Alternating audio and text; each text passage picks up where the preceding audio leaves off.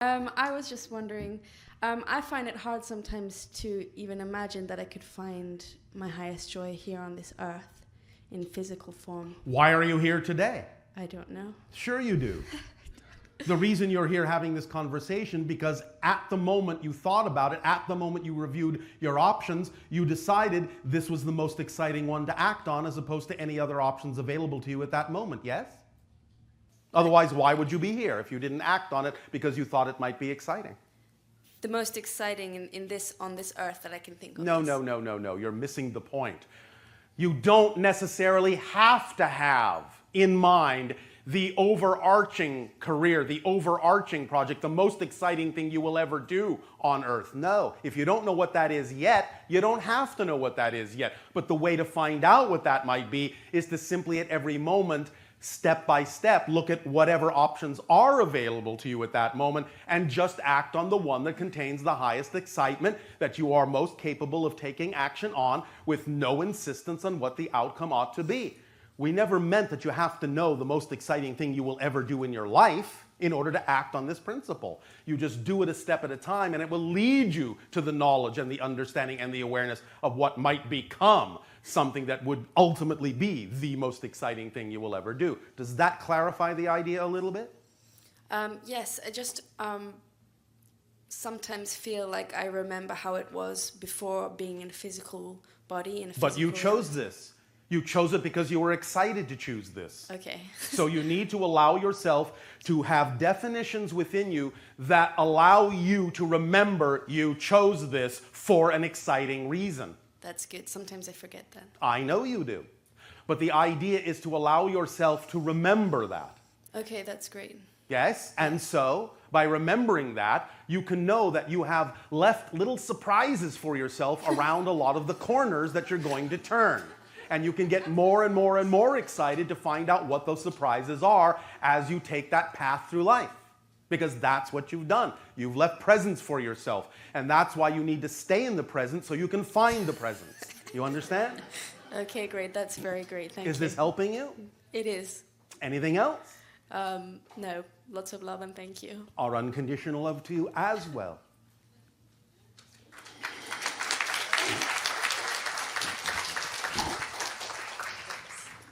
Hello, Bashar. And a you good day. I have a small request, please.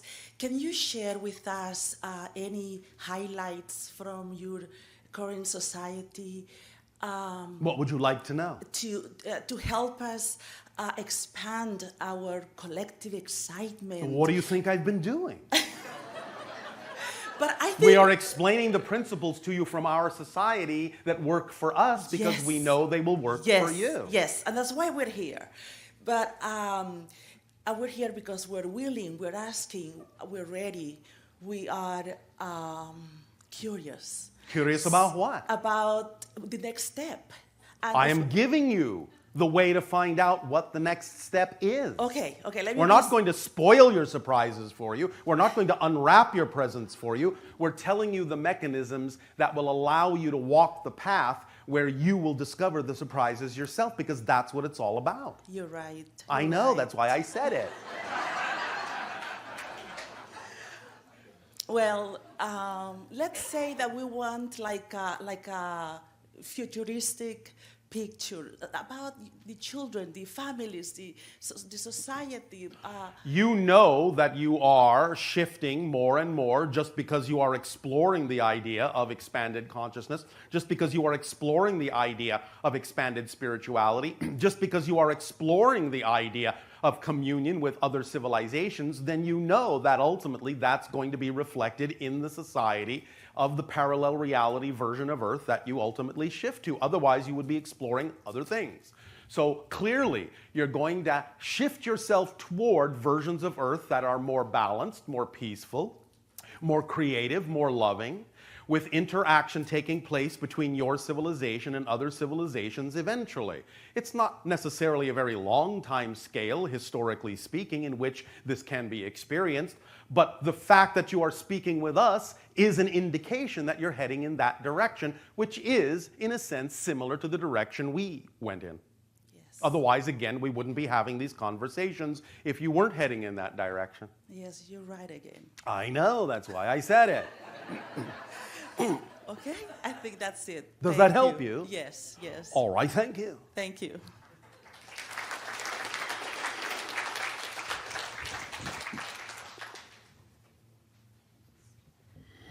Hello, Bashar. And are you a good day? Good day to you. Thank you. I guess my question concerns fear of speaking. Fear of? Speaking. Fear of? What I'm doing right now. Yes, thank you. It's probably why Just I'm wanted here. to point out the paradox, since you seem to be doing so well speaking right now. Thank you. Are you afraid? Not too much. I'll Well, survive. then, do you really have a fear of speaking? I do in certain situations. Oh, in certain situations, such as? Very exciting situations or situations that involve high emotions. High emotions. Yes? So. And what are you afraid will happen in those situations if you speak? I'm not sure. Are you afraid you will fumble over your words? Are you afraid you will be laughed at, ridiculed, not taken seriously, thought to that I be will less get- than intelligent? What are you afraid of? I think I'm afraid I'll get hurt. Hurt by what? Maybe I'll get rejected or made Rejected fun by of. whom? The people I talk to. You can't be rejected by people that you're talking to. You can only reject yourself. That's a good point. I know, that's why I made it. So the question really is why are you rejecting yourself? Do you not find yourself valid? Do you not find yourself worthy? Do you think of yourself as less than? Are you attempting to measure yourself against other people and finding yourself coming up short? Sometimes. Yes. But why do you do that when you have no business doing that? In fact, you have no ability to do that. You are unique. They are unique. There's no way you can compare yourself really to anyone else. So why are you doing something that's not really possible to do? Well, maybe I should stop. Well, maybe you ought to. If you prefer to, yes. But the question is, why do you do it? Why are you rejecting yourself? Why are you invalidating yourself? It feels like a vibration that I can shift into or out of. Yes, I understand it's a vibration, but the question is, why are you choosing it if you don't prefer it? I think I have felt that way. I understand you felt that way, but feeling that way is not the reason. Feelings are only the result of something you already believe or define to be true. You can't have the feeling about it if you don't already actually believe something about yourself to be true that is generating that feeling. So you can't use feeling as the excuse to keep having the feeling. True. Do you understand? So the idea is to find out what the feeling is telling you. The feeling is there to tell you you have a belief that's out of alignment with who you prefer to be and help you get in touch and identify what that definition is so that you can change it, let it go if you don't prefer it. So you have to use the feeling in the way they're designed to be used instead of just wallowing in it. Okay. Does that make sense? Yeah, So if you're having absolutely. fear, then the question is, what would I have to believe is true about myself in this situation in order to feel the way I do? And, or, conversely, if I did choose to move forward and be the self I prefer to be, what am I terrified will happen? And one way or another, you will identify what the definition is. Generally, in these circumstances, it has to do with what we've already talked about. Issues of self-doubt, self-invalidation, not being worthy, not being good enough, so on and so forth. You understand? Yes. So you bought into these ideas somewhere in your life, either from your parents, your friends, your school, your society. Doesn't really matter where they came from. You bought into them as true, that I don't measure up, I'm not worthy, which is absolute nonsense, because if you really weren't worthy, believe me, you wouldn't exist, because creation doesn't make mistakes. So if you exist, then creation knows you need to exist, or it wouldn't be all that it is without you. You're that valuable. Wow. So stop arguing with creation about your worth. That's what you're doing. You're arguing with creation. True. I know, that's why I said it. So, are you ready to stop arguing with creation? Are you ready to believe that you're worthy by the very fact and the proof of your existence? Or are there still some other beliefs in there that are preventing you from really being who you prefer to be? And you do, by the way, notice that you've been speaking in front of a crowd during this entire conversation. I have noticed that. Thank you for reminding me. All right. I think what you just said Yes. gives me something I'm That you can willing allow to to sink work in. on. Yes. All right, if you want to Yes. work on it, go ahead and work on it. And when you are done working on it, perhaps you will decide to actually shift. Okay.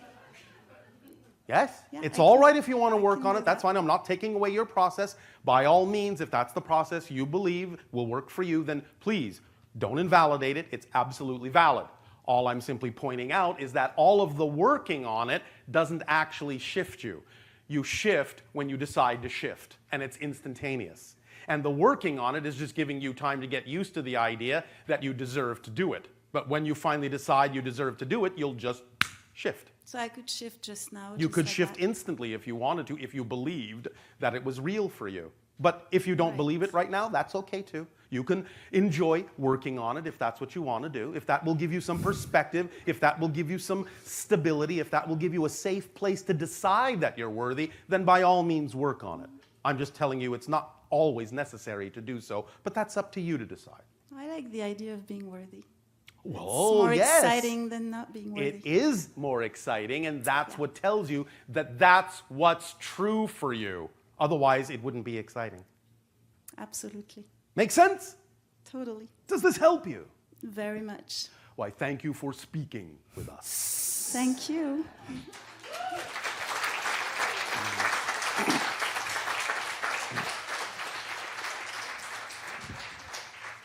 Hi, Bashar. And you, good day. I was just wondering, is all that is actually happening just the all that is presencing itself? That did not translate. Is because it appears that there's a multiplicity of various things affecting other things, and there's There are a multitude of aspects of all that is interacting with itself in a variety of ways, if that's what you mean. okay, It's all reflections, yes? You are a reflection of all that is. I am a reflection of all that is from a unique point of view. Unique point of That view. all that is has of itself, so that it can experience itself from all the different points of view it possibly can. Yes?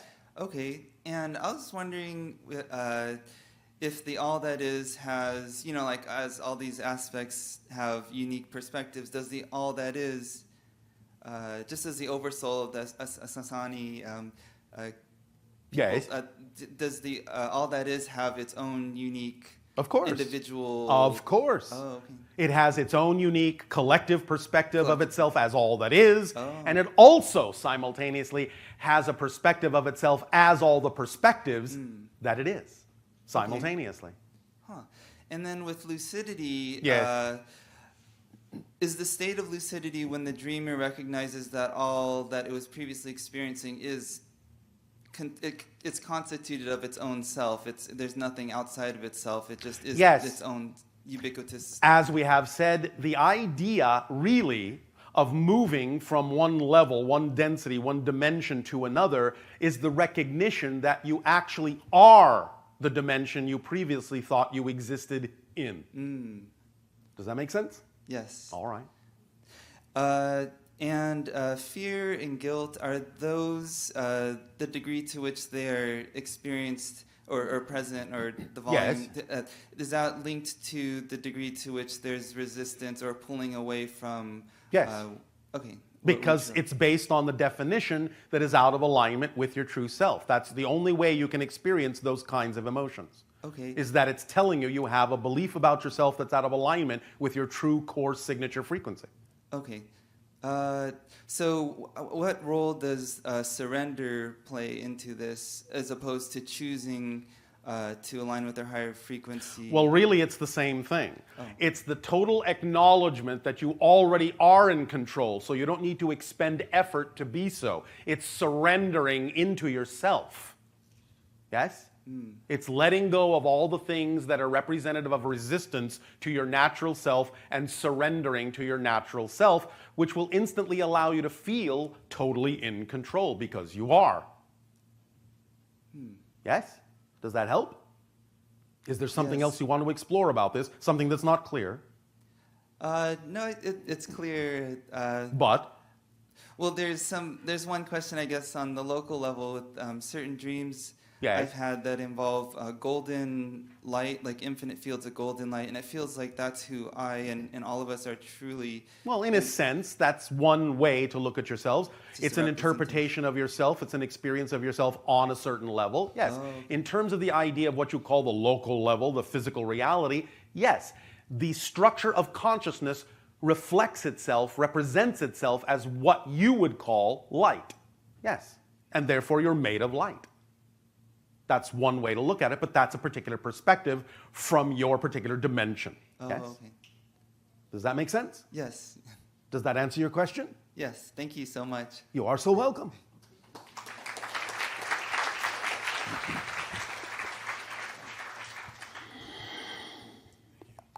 Good evening. And to you, good day. The History television channels, especially History 2, regularly presents programming that they call Ancient Aliens. We are understanding. And the ancient alien theorists believe that we were visited some thousands of years ago, Yes. and that there was actually physical involvement with our ancient cultures. Yes. And they taught those people how to build things like the pyramids, et cetera, et cetera. This did happen from time to time, although not all the information that existed in ancient cultures was imparted by extraterrestrial beings. As we spoke of in last night's transmission, many of the ancient shamans or priests in many of those ancient cultures knew how to go out of body and explore the universe and download information that also aided and assisted them in the creation of some of those artifacts on your planet. There was some theorists who believe that they actually procreated with the Egyptians. I wonder if that's accurate. From time to time, yes. Those are my questions. I really appreciate Oh, I will thank you. it. Thank you.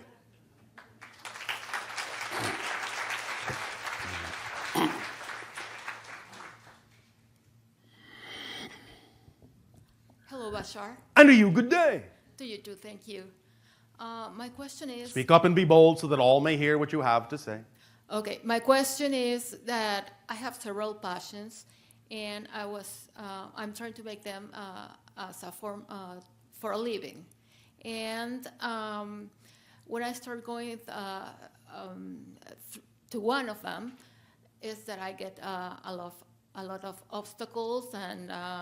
But you are just defining them as obstacles. well, So you experience them as obstacles because you define things as obstacles. They're just challenges, but challenges is not a negative definition. If you define unexpected things that way as challenges instead of obstacles, you can experience them in a more positive way. Remember, no situation has built-in meaning. Everything is fundamentally neutral. Life is meaningless. You're the one that's designed to give life meaning. If you give situations a positive meaning, you will get a beneficial, positive effect. If you give them a negative definition, you can only get an effect that is representative of negativity, such as struggle, strife, difficulty, an obstacle. You only see it that way because you're defining it that way. Change your definition, you'll experience things in a very different way. That's how it works. What you put out is what you get back. but then what would be the difference to go for the path of least resistance? The path of least resistance Yeah, is what- the path of highest excitement. Always. If you may think something is the path of least resistance, it may not actually be. Your excitement, being the complete kit, being the path of least resistance, will always show you what the path of least resistance is. It may come in an unexpected way. What you previously might have defined as a wall or an obstacle, when looked at from a positive point of view, may just be an arrow pointing in an unexpected direction, because that is actually the path of least resistance. It may look like it has nothing at all to do with the path you're on, but if it contains the highest excitement, if it's pointing you in an unexpected direction, if there's nothing you can do about a certain thing, the fact that there's nothing you can do about it shows you there's nothing you need to do about it. You need to pay attention to the road signs and read them correctly. Does that make sense? Yes. So the path of least resistance may be a long and winding path, but it will always be the quicker path if it is really the path of least resistance. Even if another path looks shorter, if it's not in alignment with you, you're going to experience so much resistance, so many obstacles, as you say, on that path, that it's going to take you much longer to walk a shorter path than it would to walk a longer path if the longer path is actually the path of least resistance, which your excitement will always show you what it is. So that's why it's so important to just act on the things that excite you the most with no insistence on how the outcome should look or how it should happen, because you don't know what actually is the best outcome or the best manifestation. You don't know, and you don't have the capacity to know. Only your higher mind does. So that's why you need to trust the idea that your higher mind is talking to you by filling something with that vibration of passion, excitement, joy, creativity. That's a communication from your higher mind. Here's the next stepping stone.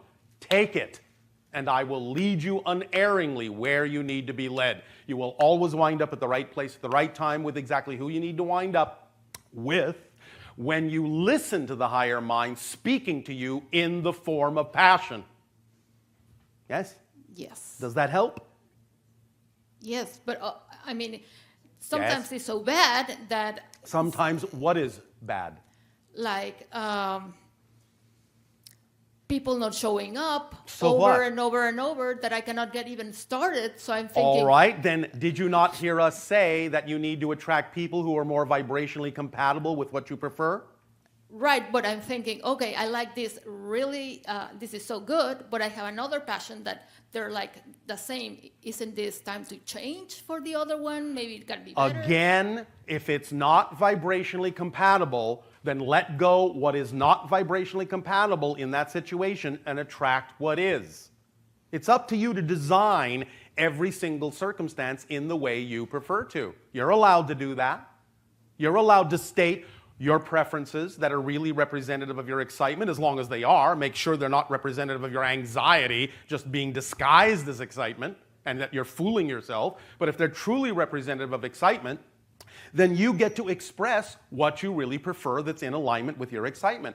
And you get to say that whatever is not in alignment with your preferred excitement in that circumstance gets to go away. Yes? Yes. You get to say. Right. Yes, you're the creator, you're the author of your reality, so you get to say. Does that make sense? Yes. Is this helping? Yes. You feel a little lighter? Yes. Feel a little bit more in control? Yes. All right. Anything else? I was wondering if there's a message for me. I just gave it to you. All right. Okay. Remember, please remember, as we have often said, the true path to enlightenment is to lighten up on yourself, first and foremost. All right? All right. So lighten up on yourself. Okay. Thank Thank you. you. Much love.